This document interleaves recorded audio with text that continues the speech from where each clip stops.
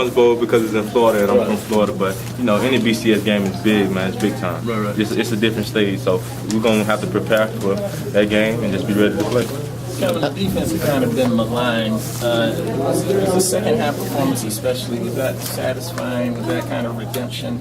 It was great, man. Just, you know, you getting the ball back for the offense. And then we got the great number 5, Teddy Bridgewater, just going to put the ball in the end zone. And it just came out here with a win. What can you say about him tonight?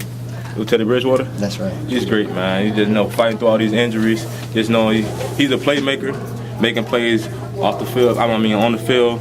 Just know him, have him out there, just give you a different kind of feeling, you know. Just know you have somebody to trust. Was the issue in the first half more missing tackles, being in the wrong position, or just with the big plays? What was it? It was nothing they did, man. We just gave up 2 big plays from missed tackles. That's all it was. It was nothing they did. We knew what they were doing the whole game. And we just, second half, we just came out and stopped it. How's that locker room right now? It's crazy, man. Everybody ready to get home and celebrate. Strong's had some halftime speeches that were doozies this year. You guys have told us. How did this one rank? What'd you say now? Charlie had some doozies of halftime speeches so far this year. How did this one rank at halftime?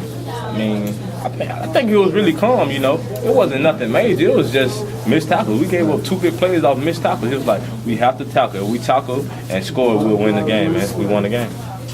Can you teach turning the ball over? Because you guys talked about at Syracuse not being able to get turnovers. And today they're huge. Yeah, it was big, man. You just have to go play with toughness, you know. And then whenever you tackle the ball carrier, you just try to rip it out. But you just can't teach turnovers. You know, you have to practice it during practice, try scripting the ball out and getting the ball back for the offense. Was that a point of emphasis this week, especially with their quarterback being pretty turnover prone? Yeah, that was a big.